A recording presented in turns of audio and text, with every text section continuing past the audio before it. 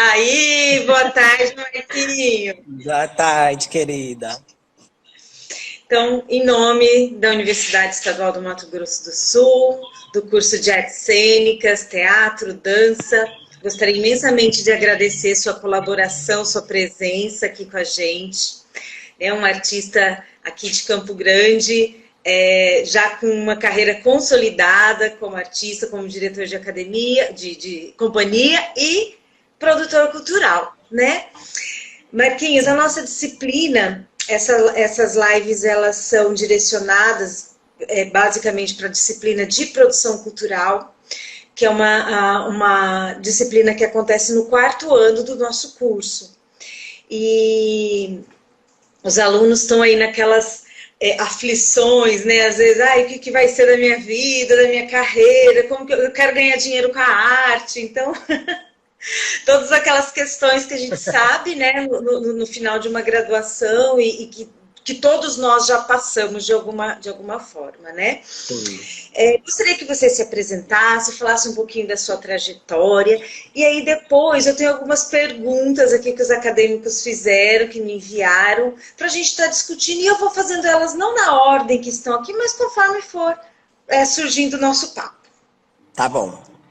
Primeiro, é um prazer estar com vocês, assim. Eu acho que esses espaços cada vez precisam acontecer mais e mais, né? Assim, a gente aproximar os tipos de produções, né? Assim, e eu acho que ele é fundamental para a gente poder entender qual que é o nosso papel e como que nós juntos podemos fazer mais pela área da dança e pelas áreas das artes, né? Eu sou o Marcos Matos, mais conhecido como Marquinhos. Eu tenho 36 anos. Comecei a dançar com 14 anos, 13 para 14. Venho do universo das danças urbanas, assim. Hoje eu trabalho e pesquiso outras áreas, principalmente a dança contemporânea.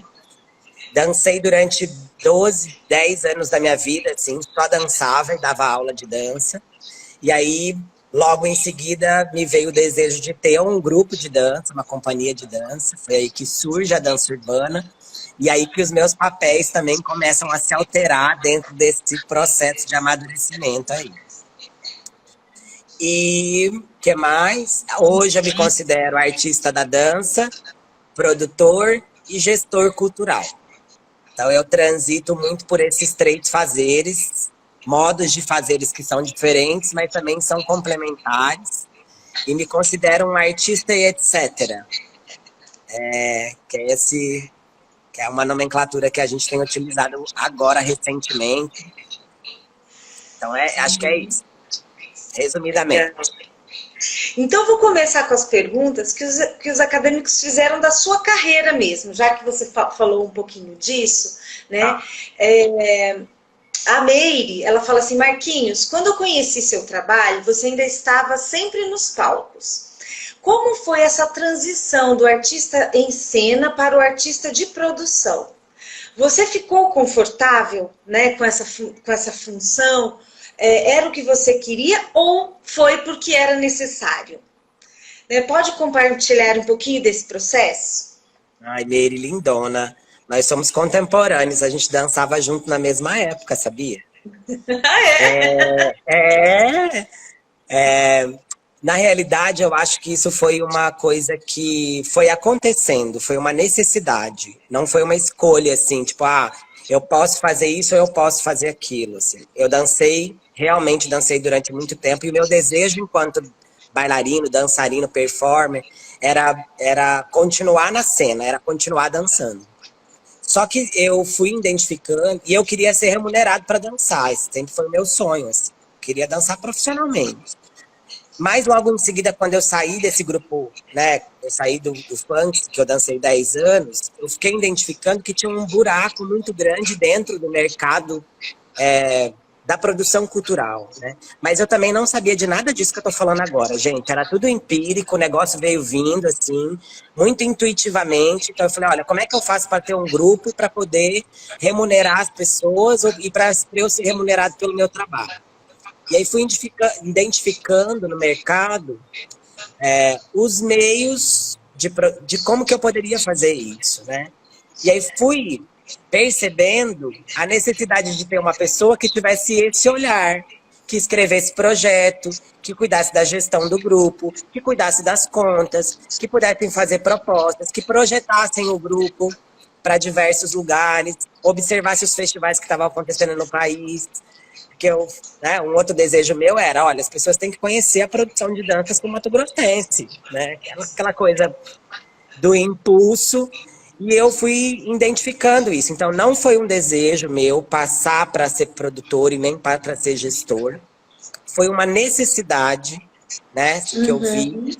Porque se eu não fizesse isso e continuasse só na cena, né, por isso que eu falo que é artista da dança, produtor e gestor. Então, você vai colocando isso numa ordem que tem a ver com a minha história de vida mesmo, né? Eu comecei artista, passei a ser produtor, que eu produzia as coisas do dança urbana, e depois passei a ser gestor, não só da dança urbana, mas de outros espaços, por exemplo, a Casa de Ensaio, que é o lugar onde eu estou aqui hoje. Vocês estão vendo esse quadrinho aqui, é da Casa de Ensaio. Então, foi uma necessidade, assim, né? O meu desejo era dançar, mas hoje eu consigo fazer isso de vez em quando, né? Assim, não sempre, tanto quanto eu gostaria, mas eu consigo estar no palco também, e não com a frequência que eu gostaria. Uma coisa interessante que eu sempre falo para eles é o papel fundamental desse profissional, que pode ser um profissional externo, né? Não precisa ser um bailarino, pode ser um profissional externo, mas se for alguém do grupo que entende a dinâmica daquele grupo e que tem uma habilidade ou que busque essas habilidades e competências de ser um produtor, é fundamental para esse grupo existir, né? Profissionalmente. Essa figura, um grupo, uma companhia sem essa figura, a probabilidade dele se perder no meio do caminho é muito grande, ou de ficar num nível amador, né, por muito tempo. Porque até para organizar festa, gente, precisa ter alguém. Festa dá trabalho. Até festa dá trabalho. Exatamente. Inclusive, a Ângela e a Grace, também nesse mesmo sentido, elas falam do texto que elas leram, né, que hoje em dia nós temos várias nomenclaturas para esse profissional. Produtor cultural, promotor cultural, animador cultural. Eu detesto esse nome, animador cultural, mas tem gente que usa, né? Organizador, enfim, várias outras denominações. Você, quando está nesse papel, você utiliza qual dessas nomenclaturas? Essas três. Eu procuro usar sempre as três. Artista da dança, e depende com quem eu estou falando. Por exemplo, hoje que eu estou falando com acadêmicos, artistas, você, né, que transita nesses dois lugares, e que a maioria deles também, eu acho que eu uso sempre as três nomenclaturas, né? Artista da dança, eu sou produtor e gestor cultural. Porque eu acho que as funções... E é engraçado a gente estar falando isso, porque na dança urbana hoje a gente também tem pensado sobre as nossas funções, assim. E as funções, às vezes, elas ficam misturadas, né? Mas qual o meu olhar para isso hoje, né? Hoje eu estou olhando enquanto artista, que eu sou diretor e coreógrafo, ou eu estou olhando para isso enquanto produtor, para projetar isso, pensando aonde que isso pode entrar, de que jeito, ou eu estou olhando enquanto gestor, qual é o tipo de projeto que eu vou propor para o grupo, para um projeto futuro, que tem a ver com uma política cultural, que é uma política da companhia, né? Porque uma política cultural, ela não se trata só da instância pública, ela também se trata da instância dos pequenos coletivos. Então, cada coletivo tem a sua política cultural, ele tem o seu pensamento, ele age da sua maneira, né? Então, isso difere conforme for o meu lugar de fala, né? Onde que eu tô... Entendi. Da minha experiência, né? Da onde que eu tô trocando com vocês. Inclusive, o Victor, sobre políticas públicas, ele fala, ele pergunta, ele pede, na verdade, para você explicar um pouco melhor o que são essas políticas culturais, né? Políticas culturais é um conjunto de iniciativas e medidas que são adotadas, que são sistematizadas pelo poder público, pela administração pública, ou por instituições civis, assim, como a Companhia Dança Urbana, que é uma associação, como o TGR, que é um grupo de teatro, com o intuito e o objetivo de reconhecer aquilo que a gente faz e, ao mesmo tempo, de criar mecanismos de acesso para a população. Então, se a gente for pensar numa política pública que talvez não é tão eficaz, o tanto quanto gostaria, né, que é uma política cultural, é o próprio sistema, né, sistema que a gente tem em Campo Grande, Sistema Municipal de Cultura. Ele é um tipo de política cultural. Ali dentro podem abarcar várias outras ações que fazem parte desse guarda-chuva, né? E, ao mesmo tempo, como eu falei anteriormente, a política cultural, ela não está só ligada à instância pública, ela também está ligada à instância dos pequenos coletivos, né? Então, tem dois modos de olhar para isso. A gente aqui fala muito sobre política pública, né? Por quê? Por que a gente fala de política pública? Porque, de certa forma, a gente depende da política pública. Eu até vou fazer um merchan, porque eu não sou bobo. Eu e a Renata Leone, eu e a Renata Leone, que é minha amiga, que vocês conhecem. Hoje ela é uma das integrantes da companhia, né? Ela deixou de ser uma colaboradora, passou a ser uma integrante. E a gente fez um último podcast agora, que saiu, o 4º podcast. A gente fez uma série de podcasts e a gente fala muito sobre isso. E o nome do podcast é Que Morram os Artistas? É uma pergunta. E essa pergunta, ela vai desdobrando numa série de outras coisas que tem a ver, inclusive, com o nosso modo de trabalho, pensando a política cultural e a política pública para a cultura, que são coisas diferentes. Inclusive, ela mesma complementa, a própria Rê, que só é política pública se o resultado é público, né? E isso é para todos. Isso é muito bacana. E nesse sentido, a Ângela pergunta se aqui em Campo Grande, como que está a situação para ampliar os espaços públicos? Se você tem algum dado, como que é a sua... E se você sabe de algo nesse sentido? Cris? Oi? Você pode repetir de novo? Deu uma falha aqui para mim. A Ângela, ela pergunta se você sabe, né, se você tem conhecimento, se aqui em Campo Grande nós temos uma expectativa de ampliação dos espaços culturais por essa gestão, tanto estadual como municipal, que está presente no momento. Olha, Ângela, eu acho que a gente está vivendo um momento muito complexo, assim. Aliás, é um momento que eu fico pensando que existem os espaços culturais. Agora, eu não sei como é que a gente vai encontrar mecanismos e formas para que eles possam ser ampliados. Eu acho que a gente tem uma política pública aqui, que é o Sistema Municipal de Cultura. Porém, ela é mal aplicada, ela não tem supervisão, ela não tem acompanhamento, ela não tem resultados palpáveis. Então, existe um sistema, mas ele é muito falho. Então, você aplica alguma coisa, mas você não acompanha, você não vê os resultados, você não vê se está dando certo ou se está dando errado, de que maneira você pode ampliar. Isso, para mim, tem a ver, por exemplo, com a gestão. E isso tem a ver com cada gestor que passa por cada secretaria. E, infelizmente, a gente tem uma coisa que é uma política de governo e não uma política de Estado. Porque quando a gente tem uma política de Estado, a política de Estado ela tem continuidade. Nós não temos isso no país, né? Nós não somos reféns das mudanças de gestão partidária, né? E aí, por que a gente tem que ir para a rua? Por que a gente tem que lutar? Por que a gente tem que reivindicar? Porque é sempre um recomeço. Parece que a gente sempre está recomeçando. E isso é muito desgastante para muitos dos artistas. Porque ao invés de você estar produzindo a tua arte, pesquisando, inovando, criando contato, você está sempre tendo que recomeçar e lutar por uma coisa que é o seu direito enquanto cidadão. Porque isso, inclusive, está na Constituição. né? Se a gente for pensar sobre tudo isso, eu acho que os espaços culturais, eles são parte de uma coisa que é muito maior, que tem a ver com a continuidade, que são coisas diferentes, né? Fomento, circulação. Se a gente for pensar em cada coisa, né? Em cada tipo de edital, por exemplo, que pode existir, inclusive para os próprios espaços culturais, né?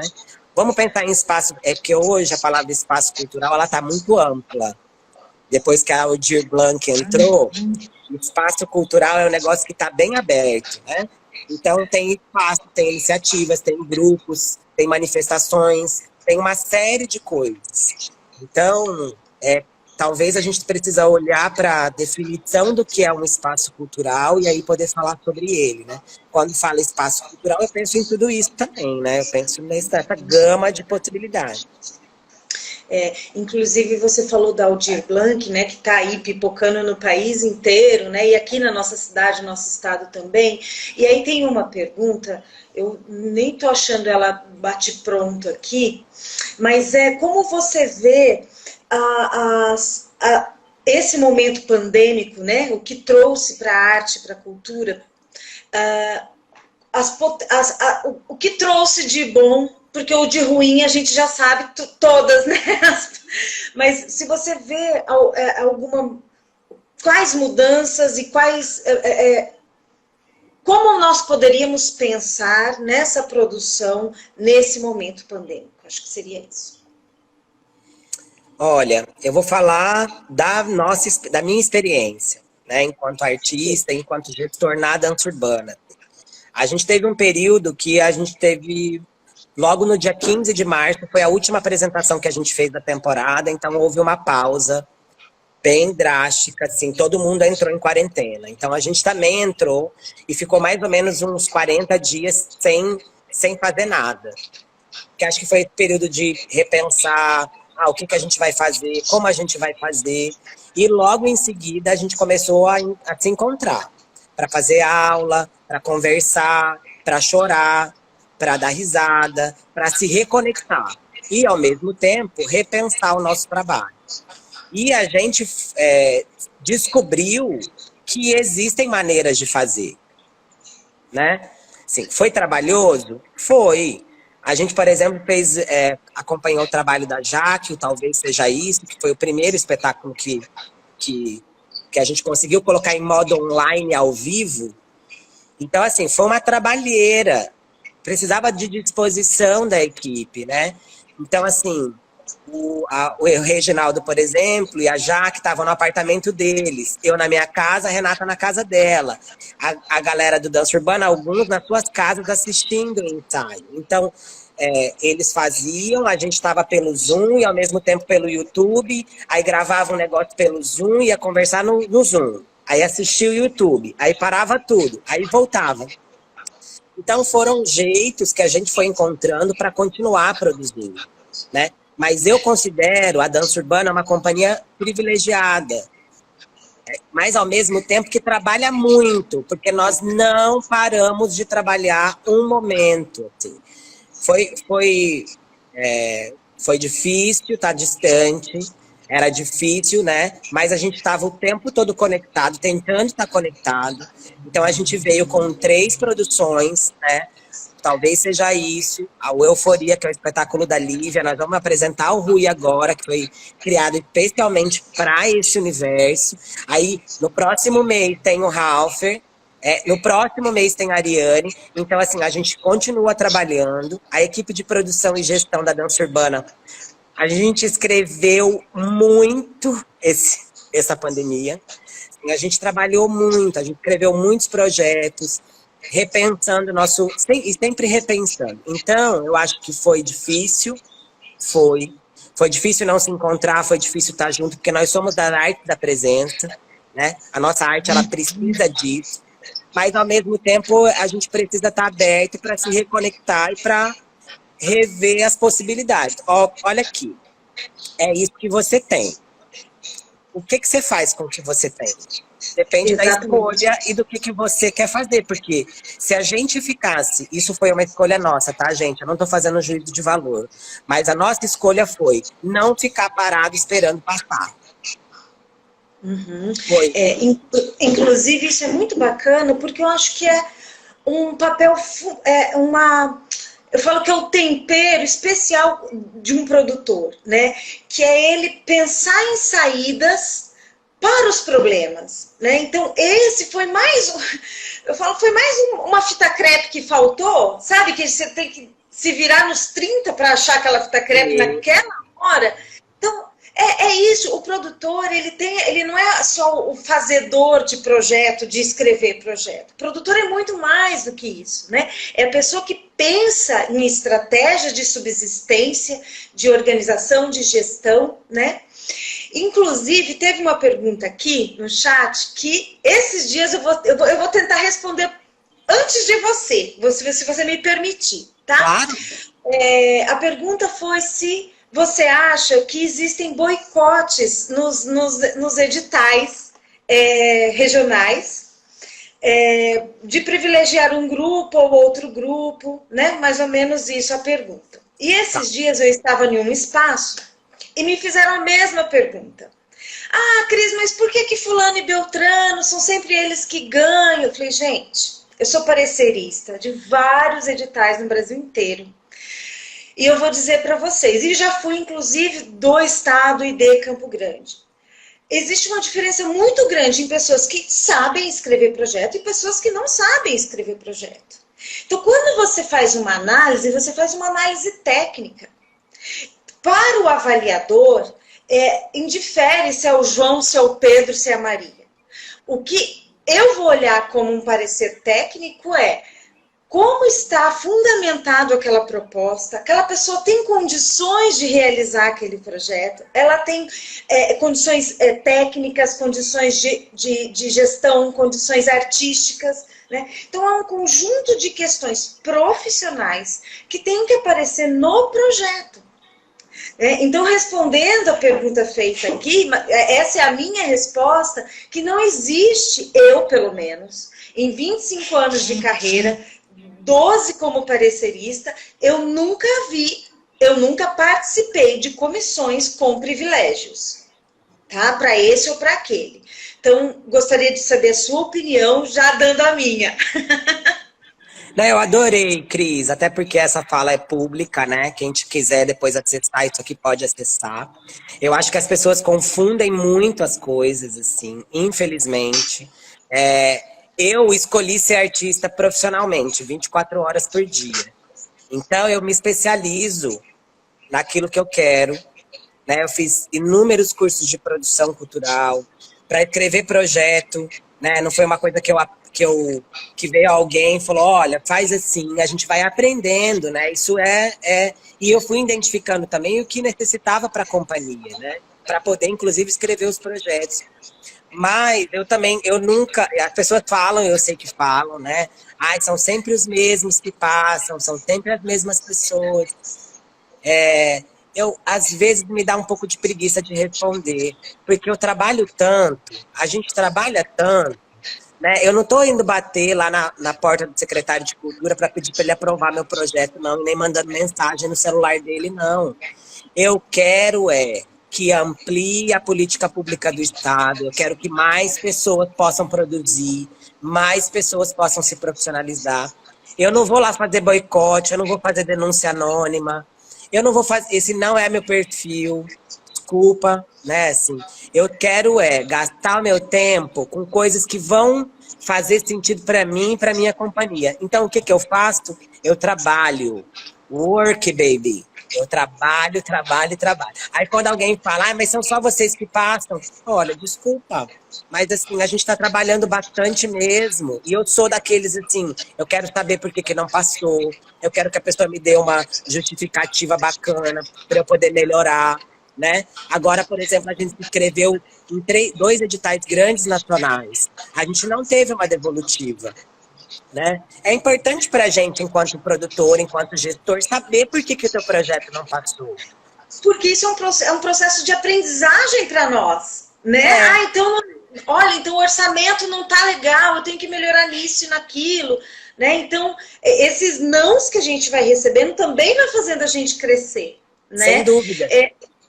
Eu acho que também teve uma questão, talvez, para complementar essa discussão, no sentido, se você pensa que há um boicote também no sentido dos governos para os artistas produtores.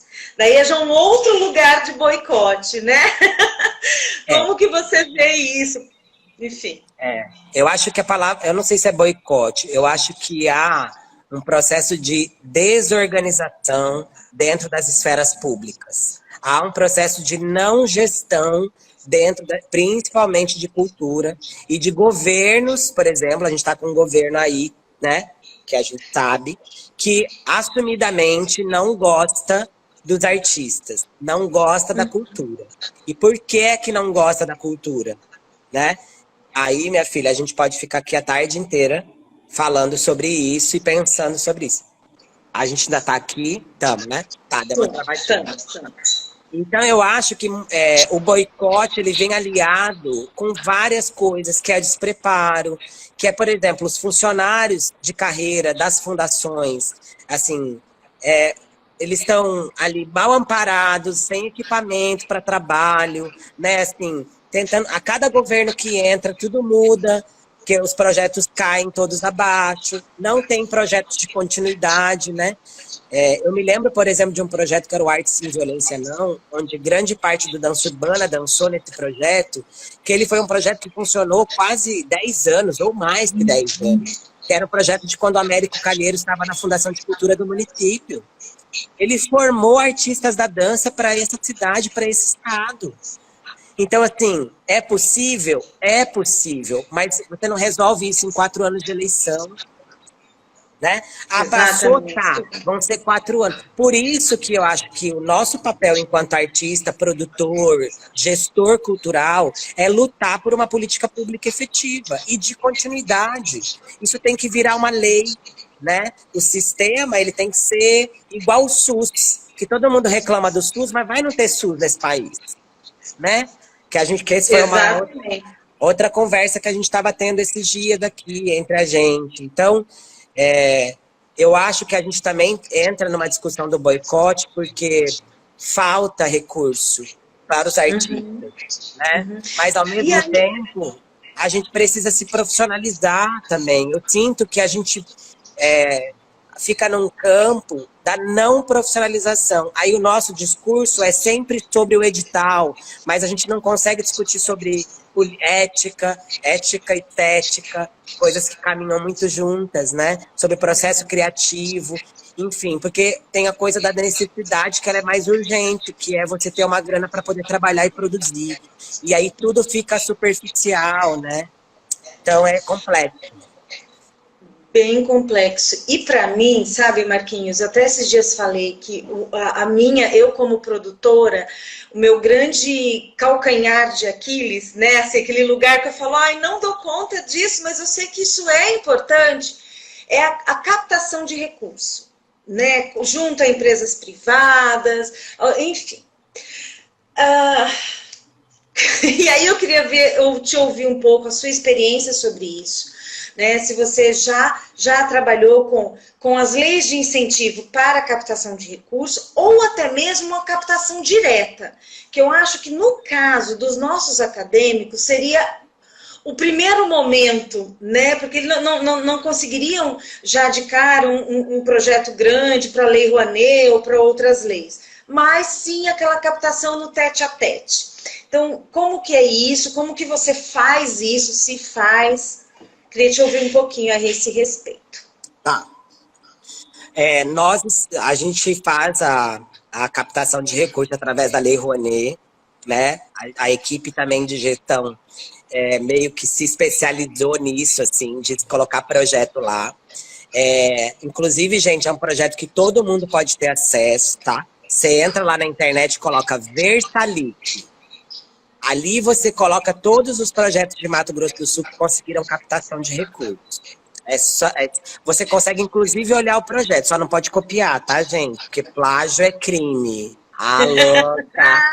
Hashtag fica a dica. Hashtag fica a dica, que já foi acusada de plágio, tá, querida? Inclusive, lá, a gente consegue ver todos os trabalhos. É claro que, para captação de recurso, é um pouco mais complexo, por quê? porque você precisa se especializar nisso, né? Então, nós aqui da Dança Urbana, nós temos trabalhado com núcleos de trabalhos, né? Tem um núcleo da comunicação, do audiovisual, da gestão. Então, a gente vai olhando para esses lugares, para essas especificidades. Para a captação de recursos, a Roberta é a nossa grande captadora. Então, a Roberta ela vai fazendo contatos com as empresas, observando os editais que estão abertos para empresas, editais exclusivos para as empresas. Então, ela vai identificando qual é o perfil da empresa, porque também tem essa. Qual é o perfil da empresa para a gente poder apresentar um projeto para ela. Porque, de repente, você vai apresentar um projeto para, sei lá, Souza Cruz, que é de cigarro.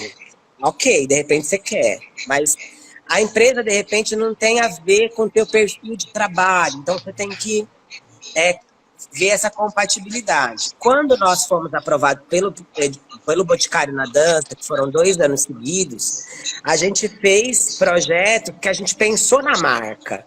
Então tem uma coisa também do marketing cultural, que inclusive está naquele livro que eu mandei para a galera, né?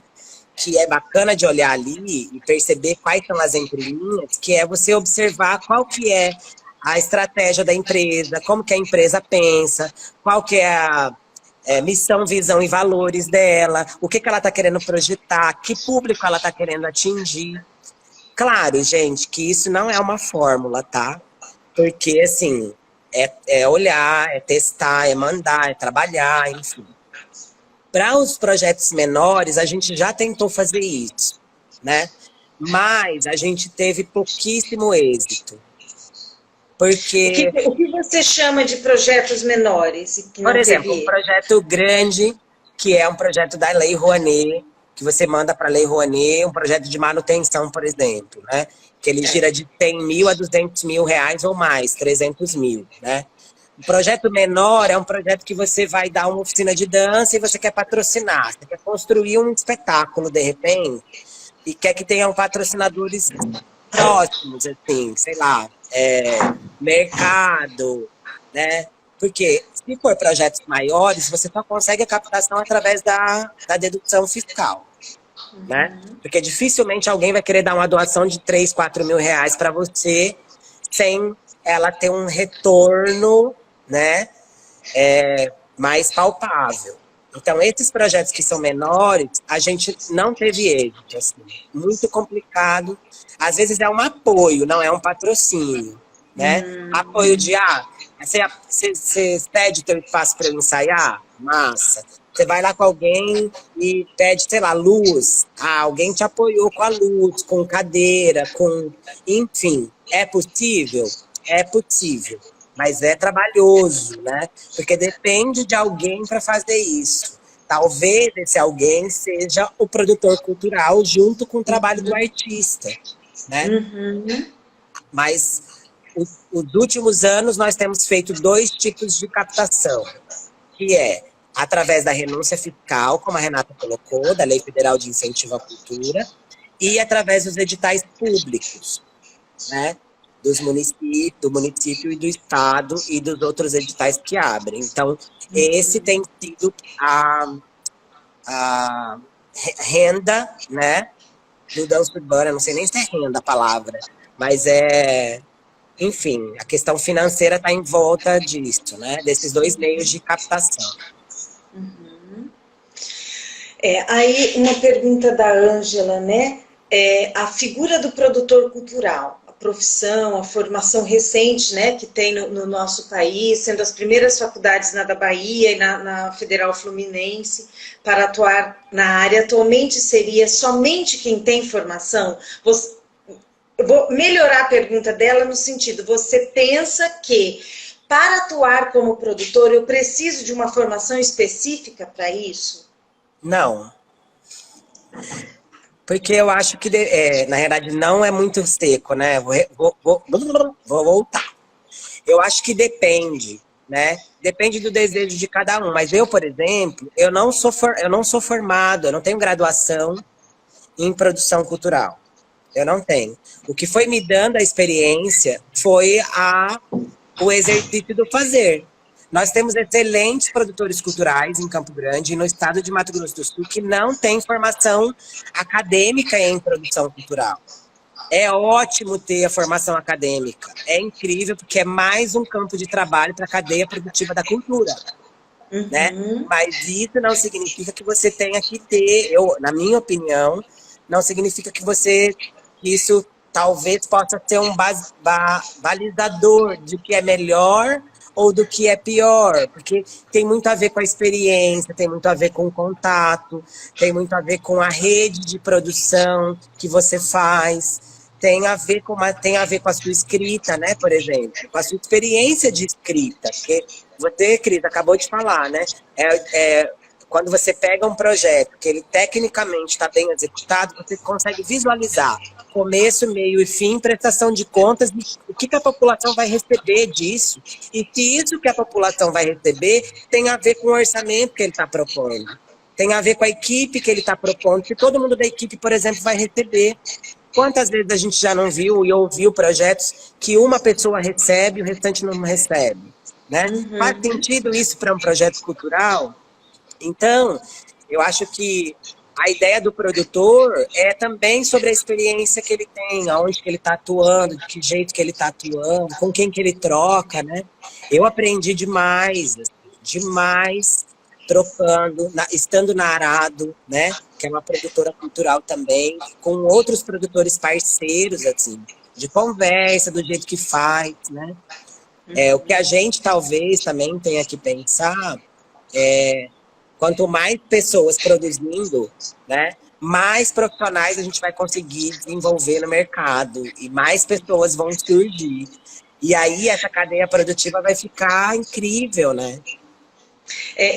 Você falou agora, me lembrou uma fala de um professor lá da UEMS, que ele fala assim, aqui na UEMS, mas eu acho que isso em qualquer lugar, aqui na UEMS primeiro a gente precisa criar demanda, a gente precisa mostrar que a gente que está ali, está explodindo de necessidade. Não vai vir antes de ter a necessidade. Então, quando você fala isso, quanto mais grupos profissionais concorrendo profissionalmente, né, nesses projetos, nessa captação, qual que seja, mais nós vamos ter dinheiro, verba para os editais e tudo mais, né? Já cansei também de participar de edital que sobra verba, porque não tem grupos profissionais que preenchem aquela quantidade. E aí você remaneja. Aí remaneja para o teatro, remaneja para a música, né? Então, pode falar. As loucas, né? Fica assim. Essa coisa da internet é engraçada.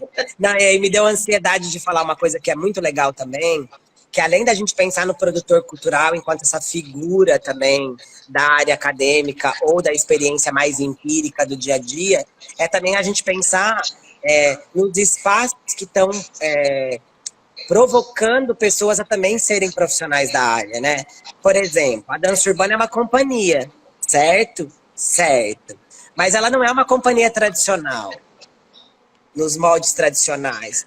Os bailarinos, a nossa equipe de trabalho pode dançar, as pessoas podem fazer o que elas quiserem, elas são livres, inclusive para poder projetar sua própria carreira e os seus próprios projetos. Então, né, isso também é uma coisa que é um exercício do fazer, assim como a produção. Estar em companhia, né? Trabalhando junto há muito tempo, que a gente trabalha junto há 18 anos, né? Nunca mais saiu gente. E tem esse convívio todo, a gente foi amadurecendo esses lugares também de troca, né? Então eu achei legal dizer isso, porque isso potencializa a cadeia produtiva também. É a dança urbana, mas é a Jaque que tem um trabalho solo, que está fazendo um curso junto com a Lívia e junto com a Kelly lá no Itaú Cultural. Né? É a Rose que está fazendo aula com uma espanhola, a Jaque que está fazendo aula com a argentina, o Ralfer que está fazendo aula com não sei quem, assim. Então, o Rede que está se especializando em audiovisual. Então, são profissionais da área da dança e que fazem parte da dança urbana que estão potencializando o mercado cultural também. Assim como eu, que sou produtor cultural, né? Não existem regras, assim, limitantes, sabe? Vai dizer, você só dança aqui, você só pode fazer isso aqui, né? Quem disse isso? Não. Não, e isso já passou, né, gente? Vamos pensar que nós estamos em 2020 e que quanto mais pessoas circularem, né? A Rê fala muito a questão das redes, né? De nós trocarmos, estarmos conectados. Então, conectados não a tecnologia, a virtualidade, né? Mas assim, nesse sentido do fazer mesmo, né? Isso é muito importante. E aí a Meire também faz outra pergunta que eu acho que cabe aqui no momento, que é como que você acha, né? O que você pensa que nós, artistas e coletivos, como que nós poderíamos fortalecer a arte e a cultura sul-mato-grossense aqui na capital, né, em Campo Grande? Se você tem algum encaminhamento, alguma sugestão para que a gente comece a fazer parte dessa cadeia profissional a partir da nossa formação, enfim.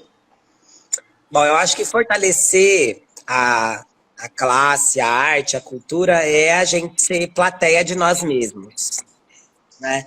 Uma coisa que eu brinco bastante com os meus colegas do teatro é assim, eu não vejo vocês irem assistir dança, e eu sempre vou ver vocês, né? É uma brincadeira, mas que tem fundo de verdade, né? Porque a gente tem uma dificuldade de formação de público, a gente está percebendo, né, assim, com a experiência aqui, que isso é um grande exercício nosso, assim, como é que a gente consegue trazer o público para perto, o que, que a gente faz, quais são as experiências que a gente quer proporcionar para eles. Eu acho que o primeiro é a gente se assistir. Segundo, é a gente criar espaços que a gente consiga repensar o nosso fazer, né, cursos, trocas, por isso que eu acho ótimo a gente estar perto da universidade, né? Sim, a universidade tem que vir para cá e a gente tem que ir para a universidade, e mais do que isso, a gente tem que ir para a população, para que a população entenda, a gente consiga um reconhecimento social da nossa contribuição enquanto cidadão, né? Não da nossa importância quanto artista, porque senão coloca a gente num lugar superior. E lá no podcast também a gente fala sobre dessacralização dos espaços das artes, viu, gente? Escuta o podcast, tá babado. Como que faço para acessar, Marquinhos? Você entra lá no Spotify, né? Você tem que baixar o Spotify e coloca lá Cia Dança Urbana, já vai aparecer, chama Conversa Dançada, Conexões entre Arte e Vida. A gente fez 4 e agora a gente vai continuar com isso. Isso foi uma riqueza, por exemplo, da pandemia que a gente descobriu. Sim. Né? Jamais faríamos isso se não fosse a pandemia. Imagina, jamais faríamos isso. Né? Pelo menos não agora. E eu acho que uma outra coisa também, sobre a pergunta da Meire, é a gente ocupar os espaços que são nossos por direito. Os colegiados setoriais, os encontros sobre política pública. Ano que vem a gente vai ter uma conferência municipal de cultura. O quanto que é importante as nossas falas estarem lá. E outra, os jovens ocuparem esses espaços. Porque a gente precisa de renovação, gente. A gente precisa de coisa fluida. A gente precisa de um novo papo, de uma nova conversa, né? Senão a gente vai demorar mais 10 anos para conquistar coisas. E a gente também precisa de número. Que é isso que a Cris falou sobre a demanda. Qual é a demanda? Então tá, se eu tenho 1000 projetos inscritos e eu estimulo todos os artistas da dança assim, que estão próximos a mim, que estão com desejo, gente, escreve, eu posso ajudar, eu tô vem, a gente conversa, sei lá, sabe? Precisa ver, isso que a Rê tá propondo aqui, precisa ver uma oxigenação das falas, né? Os lugares são outros modos, nós estamos vivendo outros momentos. Né? É impossível que a gente olhe para trás e fale não, porque isso não pode. Mas por que é que não pode? Né? A gente tem que se rever o tempo todo, enquanto cidadão e enquanto artista. Então eu acho que assistir um ao outro, a gente se conectar enquanto classe artística, né? A questão da política pública, dos colegiados setoriais, saber onde que o dinheiro está sendo investido, né? Isso tudo, gente, dá trabalho. Então, o que dá menos trabalho, sabe o que é? Reclamar. Reclamar. Então, ser artista é um negócio que dá um trabalho do campo, porque você fica 24 horas por dia ou pensando, ou projetando, ou procurando, ou cavando, ou fazendo contato, ou ensaiando, porque também não é só a gestão, né? Tem um Sim, trabalho que é o trabalho físico, é artístico mesmo, né? De cena. Então, e esse também tem que ser bom, porque senão não adianta, né? você me fez lembrar, eu tenho o privilégio, já tem alguns anos, de estar em cada disciplina minha é em um ano da graduação. Então eu pego do primeiro ao quarto. Então eu vejo o pessoal chegando no primeiro, tudo meio, né, perdido às vezes e tal. E aí eu falo sempre para eles, olha, galera, a questão do estudar, né, do se aprimorar naquilo, e acho que vai um pouco ao encontro do que você disse sobre a formação específica em produção. Eu nem vejo eu também não tenho essa formação, né, mas o que eu vejo assim, é o estar em constante aprendizado, em constante busca dessa formação, dessa especificidade. Isso é fundamental, né? E aí eu sempre brinco com eles, eu falo, olha, eu tenho certeza, eu corto meus 10 dedos, que não tem nenhum de vocês que a mãe e o pai falaram assim, vai filho, faz artes cênicas, escolhe dança para sua vida. Duvido! Duvido! Então, se vocês estão aqui, é porque vocês querem viver nessa área. Então, estudem, né? Então, por que eu estou falando isso? Porque eu penso que essa formação e esse conhecimento, ele tem que ser para sempre. Porque a gente sabe que a gente não vai ficar rico com o que a gente faz, mas é possível viver do que a gente faz. Né? Só que tem todo esse trabalho. Sim, eu preciso ser uma artista que dança, que dá aula, que coreografa, que dirige, né? Coreografa, dirige, e que tem outra especificidade, etc., que ou faz uma produção, ou cuida de uma divulgação, ou cuida de uma captação de recursos, né? Então eu preciso estar nessa constante formação. Então eu acho que você, Marquinhos, e a sua companhia é um exemplo assim muito notório aqui no nosso estado, né? Dessa nova dança. Né, dessa dança que é profissional, mas não é só o profissional enquanto uma escola de dança, que pode até ter esses momentos, ou ter tido, ou continuar tendo, né?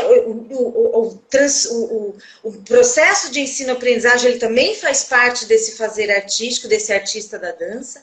Né? Mas eu acho que vocês, foi com muito carinho que eu os convidei, porque eu acho que é um exemplo mesmo de uma companhia que vive disso. Né? E de uma forma muito honesta, né? Trabalhando muito. Eu vejo vocês, cada hora vocês estão num canto fazendo uma coisa, falo, gente, que fôlego. Mas é o caminho, né? Não tem outra. A gente, né, não nasceu nos berços, não temos o nosso mecenas para nos patrocinar, né? Forever.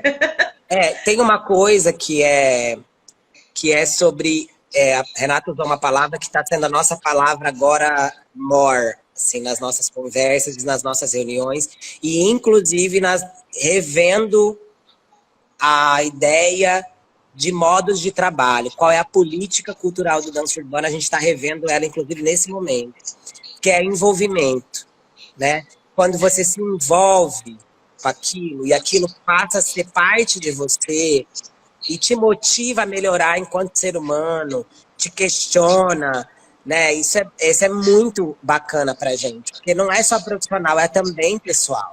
Né? Marcelo, obrigado, querido. Ele colocou assim: a dança urbana é uma case de sucesso, tá? Ó. Trabalhar, são as loucas do trabalho, né? Eu tô viciada. Se me colocar das 8 da manhã até 10 horas da noite, eu fico trabalhando, projetando, conversando, falando sobre dança, porque não é um lugar fácil, né? Eu acho, por isso que eu falei que a dança urbana é uma privilegiada, assim, entre aspas, que trabalha muito, porque a gente consegue, né, remunerar uma equipe.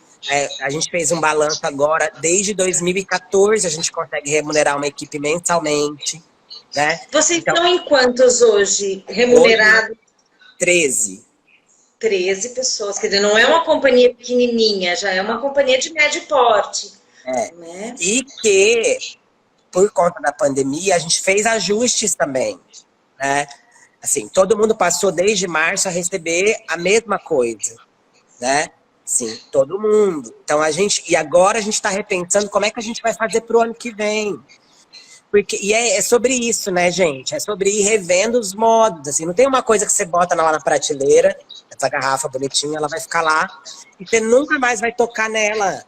Assim, tá bom, você nunca mais vai tocar nela, você não quer. Tá bom, ela vai continuar lá sendo essa garrafa de abacaxi pro resto da vida, né? E a ideia é as coisas estarem em constante movimento. Nós somos da área da dança, então ela está em constante movimento. Marquinhos, a última pergunta, porque nós estamos com o nosso tempo assim no talo. Rápido.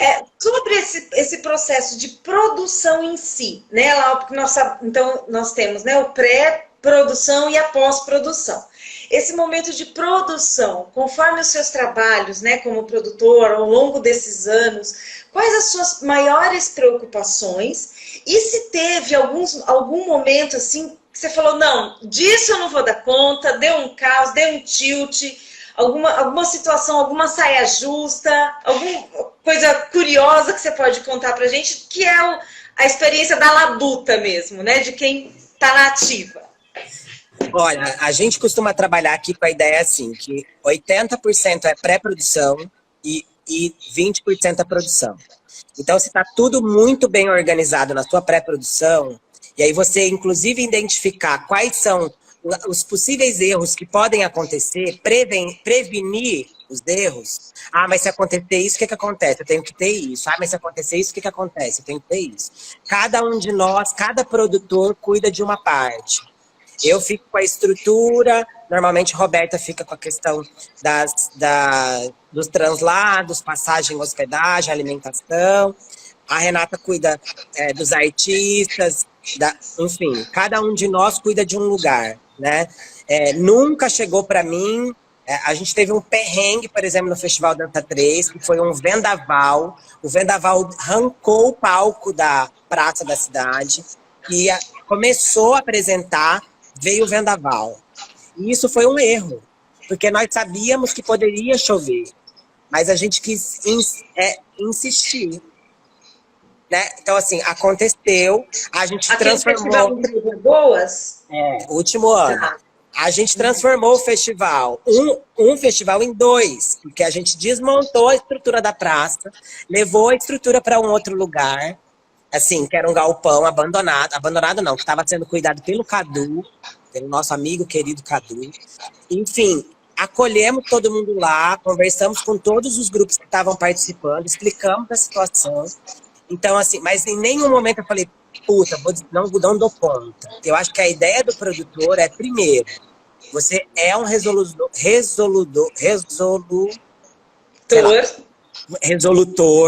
você resolve problema, né? A ideia é você, mas para você diminuir a quantidade de problemas que você vai resolver, a pré-produção vai te ajudar nisso. Então, se você tiver uma equipe trabalhando na pré-produção, levantando tudo, observando tudo, é isso. Os nossos festivais, a gente trabalha muito. Mas, assim, é um trabalho que é natural do festival, né? Porque tem montagem, tem desmontagem, tem passagem de luz, tem gente chegando, tem gente saindo, tem gente muito querida vindo, tem gente menos querida, né? Tem gente que você se aproxima muito, tem gente que é muito rápido, e tem gente muito querida que vem muito rápido, que você não consegue dar conta. Então, eu acho que a questão da produção e pré-produção, resolucionador. Boa, Pietro! Nova palavra, adorei. Tem uma coisa que é a pré-produção, né? E isso eu tô falando até de coisas, por exemplo, como a temporada, nossos eventos aqui, né? A pré-produção é a produção, se todo mundo sabe o que tá fazendo, o negócio acontece, é muito legal e não sobrecarrega ninguém, né? Que daí você tem uma equipe, tem um staff que tá junto com você te ajudando a fazer. Então, eu acho que é isso. Nossa, Marquinhos, muito, muito, muito bom. Gostaria de agradecer imensamente a sua participação. Acho que assim, valeria umas 5, 6 lives ainda para a gente falar mais, né? E mais experiência, assim. Que gostaria muito de falar também do colegiado, da Câmara Setorial. Acho que é um papo muito importante, né? De engajamento desses acadêmicos que estão saindo para o mercado de trabalho. Então, se você puder falar resumidamente, assim, só um pouquinho como que a gente se encontra, como que acontece. Agora o colegiado de dança está meio em pausa, a gente não fez nenhuma reunião, né? Assim, o que a gente tem feito são coisas muito pontuais e estamos criando o colegiado de dança estadual. Então, se vocês quiserem, tiverem interesse, eu posso mandar o link para vocês entrarem e também me coloco à disposição em qualquer momento para conversar sobre o colegiado, para a gente discutir sobre outras questões. A gente tem sempre estar aberto aí para trocar, para ouvir, para criar projetos juntos também. Ai, que bacana. Marquinhos, muito, muito obrigada. Agradeço também a todo mundo que participou, o pessoal do quarto ano e também os convidados, né? Pessoal de fora, do Dança Urbana, amigos aí da arte, da cultura. Muito obrigada pelo seu aceite. Imagina, foi uma delícia. Vocês sabem que vocês podem contar comigo sempre. A Dança Urbana é uma parceira da universidade. Com certeza. Muito obrigada, Marquinhos. Beijo. Cris. Tchau, tchau. Tchau, tchau.